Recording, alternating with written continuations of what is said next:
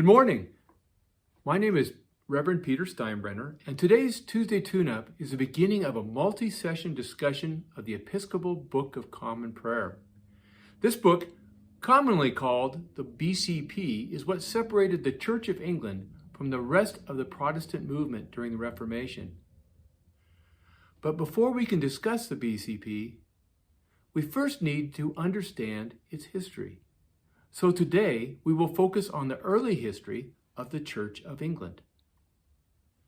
No one knows exactly when Christianity began in England. However, it likely existed as early as the 3rd century after Christ. We know it was a formal institution by the year 314 because 3 English bishops attended the Council of Arles. However, when Rome was sacked in the year 410, Saxons and other pagan tribesmen effectively destroyed most of England's cultural structures, including its religion. But all was not lost. A small Celtic monastic tradition kept Christianity alive until in the year 597, when Pope Gregory the Great eventually organized a mission in England under the leadership of the Benedictine monk Augustine.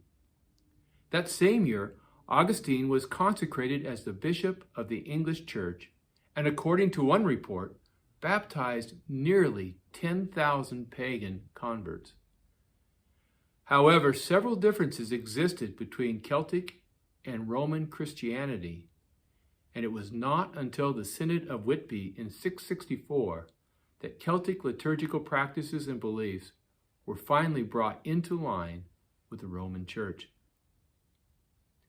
The Church of England enjoyed considerable autonomy during the medieval period, but then, beginning with the 14th century, the Roman Church was torn with many crises, including moving the papacy from Rome to Avignon in France, and the Great Schism, which resulted in multiple popes existing at one time.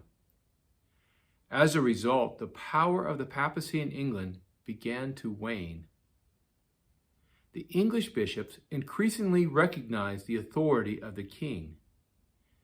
Several statutes were instituted in the 14th century which further eroded papal control of the Church of England. Its control continued to erode until 1533, when Thomas Cranmer, the newly appointed Archbishop of Canterbury, pronounced Henry VIII's marriage to Catherine invalid. He then immediately officiated the king's marriage to his mistress, Anne Boleyn, who was then pregnant with the future queen, Elizabeth I. Life changed immediately for the Catholic Church in England. 3 important events occurred at this time. First, parliamentary acts culminated in the 1534 declaration that the king was the only supreme head of the Church of England. Secondly, English clergy officially affirmed that the Pope had no jurisdiction over ecclesiastical affairs in England. But thirdly, Henry's 6 Articles Act of 1539 upheld such traditional Catholic teachings as transubstantiation, private confession to a priest, and mandatory clerical celibacy. In other words, the Church of England was still very much Catholic, but it was headed by a secular king instead of the Pope. Immediately after the death of Henry VIII in 1547, Edward VI, Henry's oldest son and the son of Jane Seymour, was chosen to be king. During his very short time as king, Edward VI began to oversee a movement toward Protestantism by allowing clerical marriage and encouraging use of English instead of Latin during worship. Thomas Cranmer was the principal architect of church reform during this period. He also became the author of the first Book of Common Prayer in 1549. However, this first Book of Common Prayer was deemed too popish and too conservative, so the prayer book was immediately revised to become more Protestant. The second book was mandated for use in England parishes 3 years later, in 1552.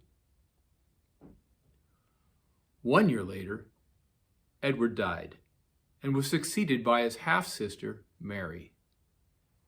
Mary was a zealous Roman Catholic, and she immediately forbid the use of the Book of Common Prayer. She also deposed all priests who were not celibate, and she repealed all anti-papal legislation.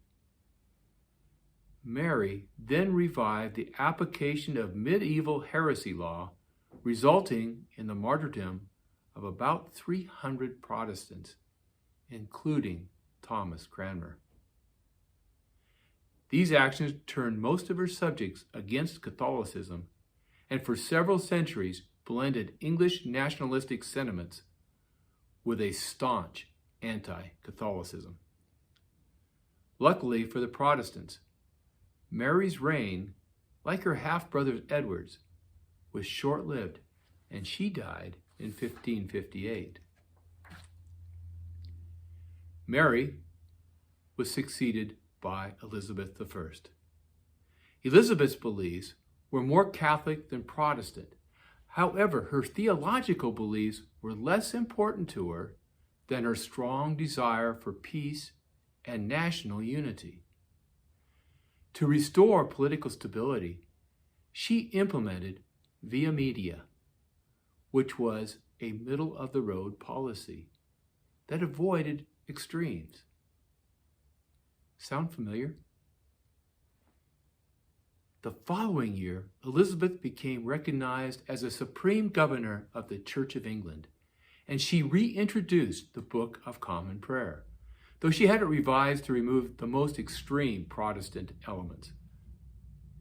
Elizabeth formed the Anglican Church at this time, including the affirmation of Scripture, tradition, and reason as a threefold cord not quickly broken, which soon became one of the principal hallmarks of Anglican teaching. Today, we Episcopalians call this the three-legged stool. This concept allowed the Church of England to remain remarkably open to diverse understandings and interpretations throughout the 16th and 17th centuries. I believe this continues even today and is part of what makes the Episcopal Church the inclusive institution it is. The next big step in our history was the foundation of Jamestown, England's first colony in Virginia. Robert Hunt, an Anglican clergyman from England, celebrated the first communion service in the colony on May 14th, 1607. Soon settlers constructed a makeshift church building for daily worship services where they used the Book of Common Prayer from the Church of England. The Church of England was legally established in Virginia, and in 1626, a decree was enacted requiring the colony to observe church canons.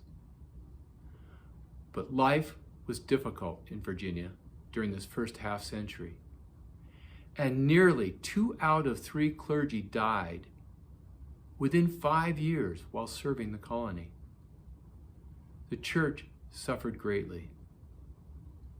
But church life began to improve significantly in 1662 as local parish vestries were established to oversee not only the properties of the church, but also care for the poor. The Church of England continued to grow over the next century, but then came the American Revolutionary War. I think this is a great place to stop. Next week, we will learn more about the history of the Episcopal Church in the United States of America and the Book of Common Prayer.